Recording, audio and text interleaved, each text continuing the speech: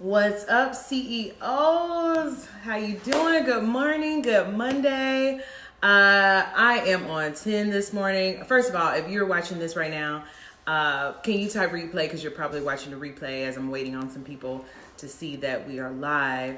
That gives me an idea of like when most people are watching these videos to see when there's a better time, if there's a better time, etc. Okay, so while I'm waiting for people to come in, I am on 10 this morning. We had CEO Live this weekend where students of the Auto Dealer Business School came in from all over, and we just kicked it. Like, we had a great time. Like, it was really awesome. And then somebody was calling us the six-figure club, and I was just like, this is what I dreamed about. I dreamed about creating a community of successful auto dealers, of confident auto dealers, of paid auto dealers, who are nice people, like who have a good heart and a heart to help people and, you know, do the right thing. So I'm like, wow, this is awesome. I'm so happy to have met so many people in person and see that, you know, you're just as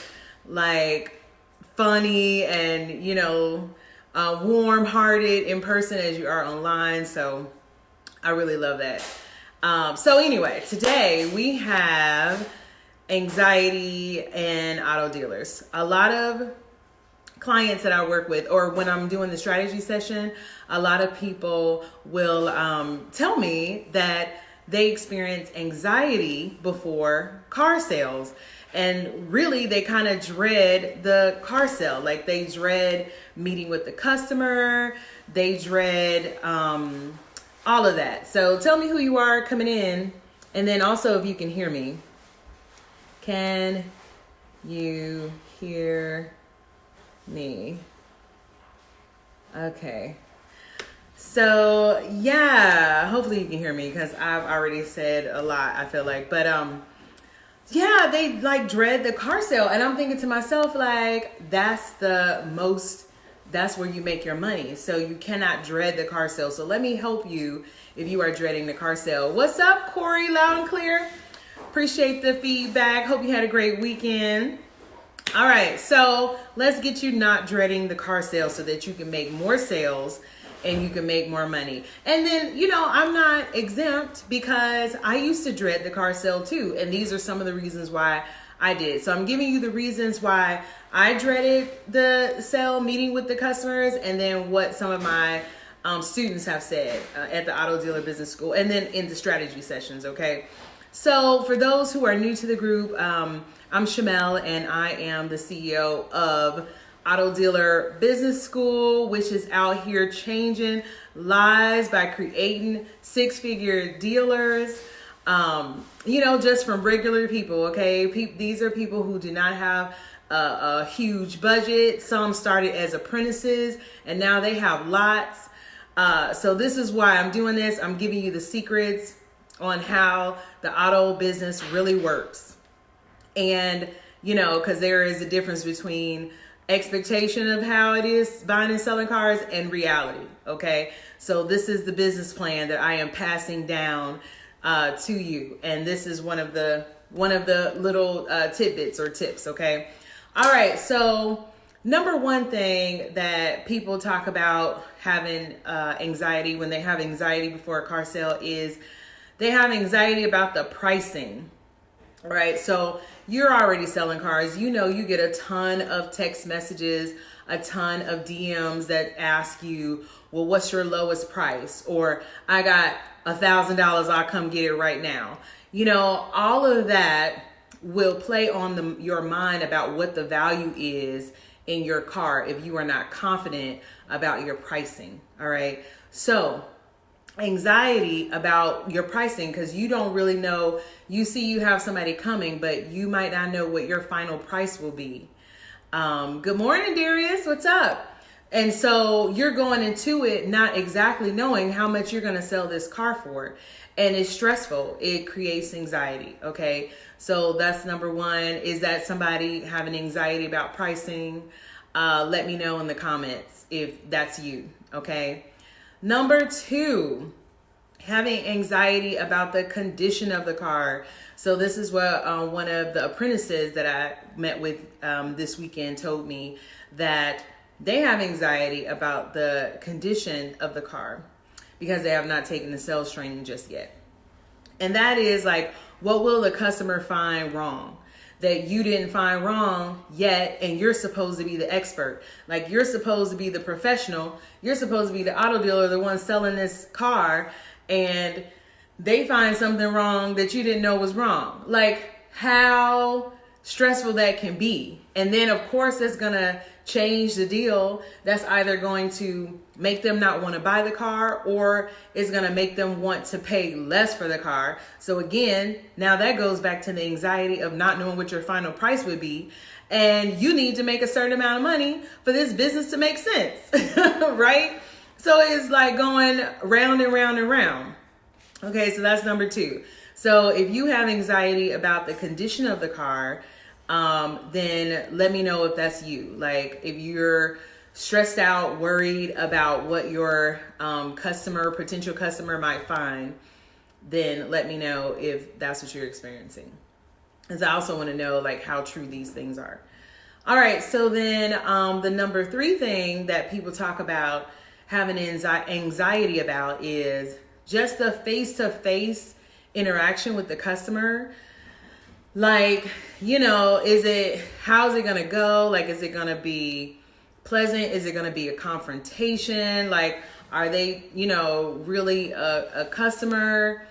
Like, how to deal with customers who don't talk much, or, like how to really handle the customer, like the social side of it, maybe. Like how to, like what kind of things to say, like what to do first, second, third, like when you pull up, like, just how to have this whole interaction go.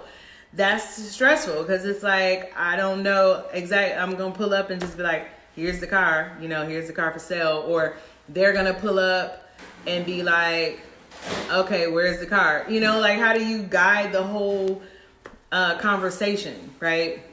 So that's something else that I teach my students on, like what to do in a test drive, first, second, third, like how to, when they pull up, then how to start off, and then how to end, and how everything goes together to lead them to the sale, or lead you guys to the sale. Okay. So if you have anxiety about the face-to-face confrontation, then let me know. All right. You guys are quiet. So far, have you had any of these anxieties about pricing, about the condition of the car, or about the face-to-face interaction? Like, I really do want to know what you're experiencing, because this is stuff that I pass on to everybody. So then number 4 is having anxiety about the paperwork process. Like, do I have the right paperwork? Am I filling out the paperwork correctly? Like, did I give them all the paperwork? What do I do with the paperwork? How do I file the paperwork? What do I keep? What do I not? What do I give them? Just the whole paperwork process, and making sure that goes smoothly, and like how I print the tag, and how do I do these taxes, and like this whole process, because maybe I haven't done it before, or maybe I've done it, but I still feel clumsy. It feels like I'm not doing it right. Am I missing steps? Because I don't want to miss anything, because I don't want anybody calling me like, yo, you missed something, either the customer or the state, right? So like that can create a lot of anxiety, like, because all deals are, require paperwork.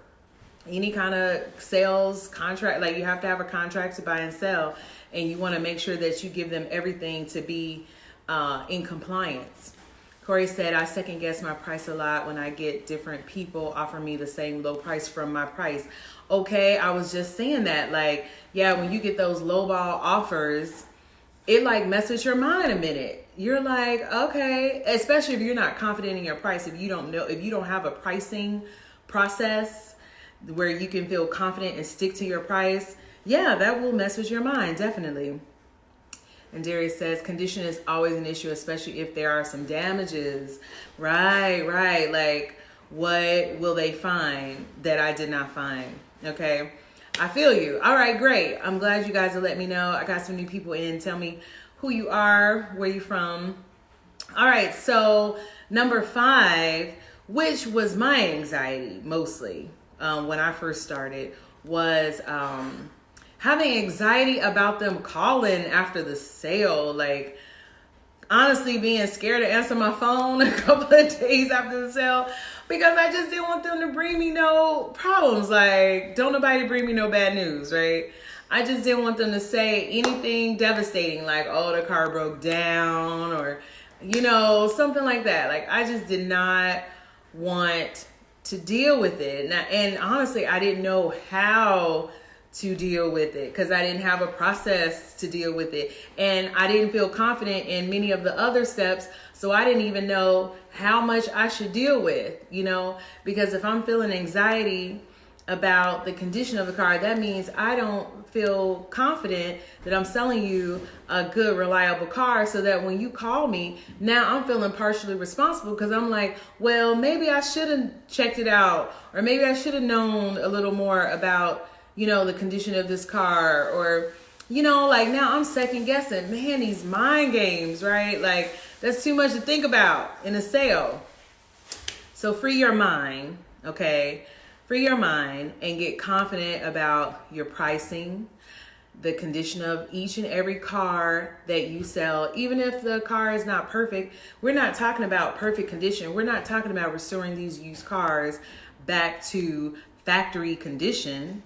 Okay, they're used cars. Understand how to set your customers' expectation that this is a used car, thus and therefore these are conditions of a used car. You know, these are things that can happen to a used car. These are experiences that you might experience with owning a used car or buying a used car. Okay, you know, feel confident about what your test drive process is. Like, when they roll up, from the time they roll up, how you greet them, how you present yourself, how you present your business, how you present the car, and the conversation that leads to the sale. That's not too much or too little, you know, that's just right for every customer. And understand your paperwork and understand what you need and how to get it done quickly and easily. A lot of that can be alleviated with Fraser, or let me just say generically, a DMS software, okay, which is what Fraser is. And DMS is dealer management software, if you didn't already know. And the dealer management software can automate a lot of your paperwork. So if you don't already have one, get one. My very first, I want to say second deal, I was like, let me go get the DMS, okay, because it's time. All right, I recommend Fraser, and I'll put that information in the description. Santiago says, do you fix everything in the car before sale? Oh, no. If I did, I wouldn't make any money. And it's not about fixing everything. It's about representing to your customer that this is a used car and this is what a used car will look like, okay? But what I have done as the dealer is I have ensured that this, and this has been inspected. That's what I do now, and that's what I recommend for you to do. Okay, yeah, if you fix everything, one, you'd never be finished. I mean, because there's a million things to fix. And then two, you wouldn't have any profit left, okay? So, and then, yeah, understand what your process is if they call you later, like establish that. And this is, all of these topics is what I give you and cover in the sales training. So if you are experiencing anything like this, then there is a solution for it to get better right now. And that is to get the sales training so you understand how to inspect the cars, how to, you know, how to price your cars, how to repair your cars, how to list them, and how to set expectations even before they get to your location or get to you, how to do the paperwork, and how to put together your customer service process. so that you know what you will and won't do when they call back. And then you feel confident too saying no, because auto dealers need to say no too. We have to have boundaries as well with these used cars, and we have to say no. But how can you say no when you're not confident that you did it right in the first place, right? So if somebody brings you a complaint, it's like, well, I mean, dang, maybe you're right. Like, maybe I should have more responsibility. I hope you understand where your responsibility begins and where it ends, because everything has to have a beginning and an ending, and you need to understand where yours begins and ends, or else your customers will play you. Like, they will play on that, because I see now that I tend to work with people who have good hearts. Okay, I tend to work with the people who have a heart to help and have a heart to be an asset in their customers' lives and their cars. Like, they're not just out here for the money. And because of that, they aren't able to go cold and say, well, that's not my problem. That's not my responsibility. That's not my fault. You handle that. Okay, so I'm starting to see that there are more people out here who have a good heart trying to sell cars, and those are the ones really being hit hard with these customers, who will, put you on a guilt trip or play on your insecurities. So let's eradicate insecurities, get your sales training. Do you have any questions about the anxieties, or do you experience any other anxieties? Let me know. Is there something else that you're like, oh, and then I'm also worried about this when it comes to the sale, or I'm also stressed out about this at a sale, et cetera, et cetera. Like, let me know. And let me know. I see some other people come in. So who all is watching? Who you be? Yeah, while you're typing, I will also put the description for the sales training in the, or put the information for the sales training in the description, so that if that's something you need in your life, you can get that.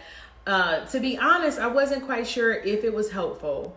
I was just sharing what worked for me, right? And then meeting with the auto dealers this weekend just really helped solidify that I am giving some helpful information. Oh, what's up, Brandon? I'm glad you're watching. Yeah, like, it just helped me to see that it is working for a lot of people. And, I need you to tell me if it's working too. If you are working with me and you're like behind the scenes, like, blowing up, and you haven't let me know, like, this is giving me life. Let me know, because to be honest, I just set out here to say, look, somebody needs to tell what it really is like and what you need to do to fix it. And that's what I set out to do. And yeah, now I see, okay, it is definitely an asset. Like, it's really helping. So let me know if you have any other anxieties, and then I can see what I might be able to help you with as well, because this business should be fun and it should be profitable, especially for the people who have a good heart, right? Especially for you, because you want to do it right, and you want everyone to win. You want it to be a win-win. So you will be at a disadvantage if you don't know how to make it a win for you. Okay, that's a big part of making a win-win solution, is you have to know what a win is for you, like how to make you win too. Okay, it's not just about your customer winning. It is about how do you make yourself win. So you guys have any more questions? If you don't, that's all I have. Pricing anxieties, condition of the car anxieties, face-to-face with the customer anxieties, paperwork anxieties, and them calling you later talking about, something went wrong with the car. Okay, those are the top anxieties that I have seen. And if you have any questions later, just put them in the comments and I'll be back to answer. And just let me know how things are going. And I missed you this weekend at CEO Live. I'm going to be posting some pictures about, of us just kicking it and just having a good time. So so that you can be inspired to join next time, because I want to feel that again. Like, I want to meet more of you in person, because it was great meeting people that I've been seeing, for 2 years, really, online. It was great. It was really great. So missed you at CEO Live. Next time, I'm sure you'll be there. And yeah, I'll see you this week. So talk to you soon. Have a great week. Bye.